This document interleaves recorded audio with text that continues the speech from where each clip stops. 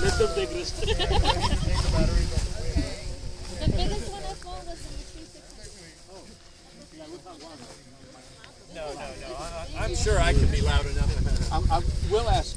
Hey, Daniel, can you make sure that stays away a little bit so that I can hear questions and stuff? Okay, no problem. Thank you. So, as Dr. Lee mentioned, my name is Mike Lucas. I'm the Associate CIO for Research. I'm responsible for the Georgia Advanced Computing Resource Center, which is our high-performance HPC center, and I get the privilege to fly drones as well and do remote sensing and so forth. So this is one of the drones. This is a FreeFly Alta X. This drone was actually designed and developed for the cinematography industry. So things for movies, commercials, things like that. That's what they originally designed this drone for. Of course, they've changed some of the payload options and so forth, and it's very easy and I say easy outside of carrying it and moving it because of the size, but it's very easy to swap payloads, swap batteries, and so forth. A little bit about the drone. It'll carry up to 35 pounds payload. Time for flight on that is probably in the 14-15 minute range for a full 35 pounds, something like that. I haven't actually had that much weight on there. I have flown it with, this has a LiDAR system on it right now, but I have flown it with LiDAR, hyperspectral, multispectral, thermal, and RGB in a single flight from full capacity on the batteries, flying about 20 minutes and still having 20% of battery left to bring it back home and so forth. Like I said, this has a LiDAR USA LiDAR system on it right now. It is an independent system from the drone. So I control the drone from the controller, the laptop. The drone actually has built-in RTK from the drone to the laptop, and then it also has a communication link in here as well. They call it FRX. That is a communication link to the larger antenna on the laptop. It's also got a FPV camera on it, so that I've got a small screen there so that as I'm flying I can see what the drone's seeing as well. A lot of times, and most of you who have flown drones know, as you get into different sensors and things, bigger drones that don't have integrated cameras and such, so they just decided to put an FPV drone. I've actually seen, if you go out to YouTube and look at some of the videos, they've actually had FPV pilots fly this as an FPV drone, doing your loops and everything. I'm like, no thank you. Again, somewhat modular. I can actually fold this drone up so it does shrink down in size. Of course, you take off the batteries. Actually, go ahead and do this real quick.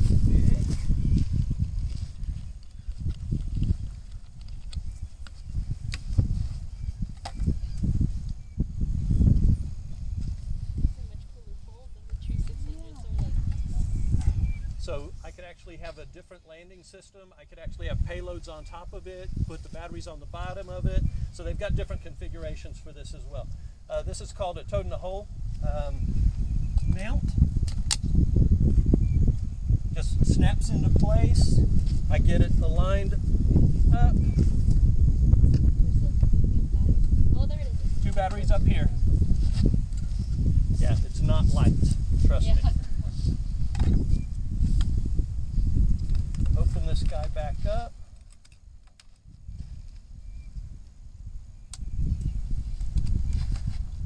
Lock it into position. Booms are tight. Connect everything back up. Actually, same thing here. So from a payload perspective, toad-in-the-hole.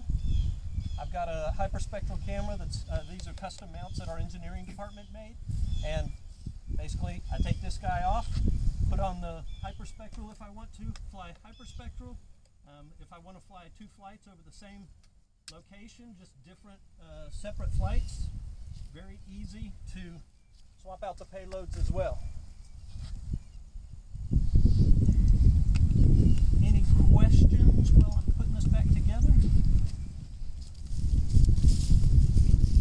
So things that I typically fly or have flown with this, of course, there are a lot of different crops out here, and that's one of the nice things about Iron Horse Farm for me specifically. I've flown hyperspectral over the lake over here, looking at cyanobacteria, collecting hyperspectral 400 to 1,000 nanometers, 300 bands max. Flowed cotton, corn, soybean, switchgrass. I've learned to, now I'm not a researcher, so I want to be clear on that. My background is IT. So I've learned so much about the different, not just processes, but also different types of research that go on with soybeans. I'm like, who knew about I didn't know about soybeans and stuff. So this is just one of the tools that I use, and this gives me a lot of flexibility, but it's also, again, pretty, when you're moving it around, you got to be prepared to move it around, and that's one battery. Every flight takes 2 batteries. So And how long do they last on with one? If I'm basically no payload or very minimal payload, I can probably fly in the 30-minute range. But if I need longer flight times, I've got a different drone that'll fly over an hour. So it really comes down to, this is one of the tools that I have available. That's a Quantix Mapper. That's a fixed wing VTOL, so it takes off vertically and converts to horizontal flight. That has integrated RGB and multispectral. That's a pretty simple thing to fly. I don't control it. I basically plan the mission on that, and I say go, and then I've got 3 options when it's flying. I can say return to home, I can say land now, or I can say shut it down and fall out of the sky. Those are the only options I have on that. But that's great for much larger areas. So thinking about like this field here, to collect multispectral data and RGB data over this field, to use a Phantom 4 or Mavic or something, it's going to take quite a few batteries and so forth. I can fly that in less than 7 minutes. Huh? That only still has the one altitude, though. You can't adjust your altitude. You can. You can do, I believe, 4 or 5 different altitudes. Okay. So you can go down to, I think the default's 365, something like that. Then you can go down to 285. You can go down to, I think, 165. Of course, they give you warnings. I mean, it's pretty much dummy-proof. That's new. Yeah. They used to only have one. Yeah, I think you can actually go up to like 700, but you got to get permission. Right, yeah. Things like that. License for that. Other tools that I have available: thermal, non-radiometric, radiometric thermal. Again, it really comes down to what's the need of the researchers. And so when I collect data, somebody will say, well, how high do you fly, or how fast do you fly? Really, I go back to the researcher and say, what are your needs? Help me because I don't know what the quality of data that you're looking for is and what's good enough for you. Of course, if I'm flying, to collect as much data, talk about the hyperspectral, a single flight, I've collected easily 100 gig of data in a single flight. So then what do we do with it? How do we manage it out in the field? Especially, I've taken this guy to Sapelo Island, which is an island down on the Georgia coast, and to get to the island, you actually have to unload from your vehicle, get on a ferry that does not take vehicles, so you got to load all your equipment on it, go to the island about 20 minutes away, unload everything, and that's even before you get to your flight, where you're going to fly and collect data and so forth. So thinking about packing equipment, what you're taking. First time I went there, I packed way too much stuff because I didn't know what they wanted. But then afterwards, we kind of scaled that back. But thinking about being out in the field, and y'all know this, out in the field, if something goes wrong, I'm still out in the field, I still need to collect data. So having multiple tools, even if something goes wrong with the LiDAR, maybe I can collect different type of data for that researcher and so forth as well. So, any questions? Can you turn it on? I can.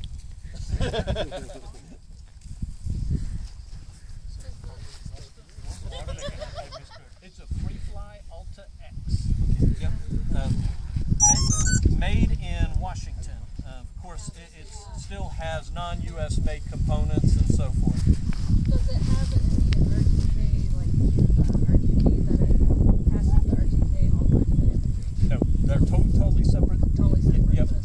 So this is just your regular Yeah, that's FPV just camera. your- Yeah, just a But none of the sensors pass through. Yeah, not that I have connected or have had a need for at this point. So like this LiDAR system, it's totally independent.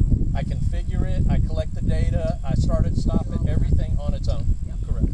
Same thing with the drone. So I'll program, even once I get my, typically I'll upload a KML. This uses Q ground control, and FreeFly has made some minor modifications to it for this system and customized it for this system.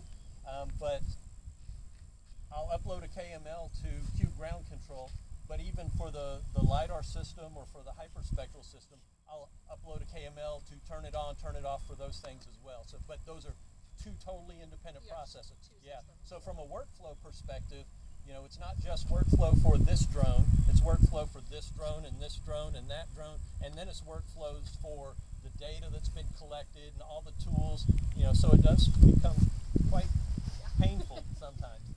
But, you know, it's a lot of fun, and ultimately, you know, things happen as well. When something breaks, you got to figure it out and kind of work from there. What is the price point on the Alta X versus? The Alta X with, I've got 6 batteries for it. I want to say higher ed pricing was around $23,000, something like that. So I've got a Rangeview, TerraView Range Pro X8 that'll fly for over an hour.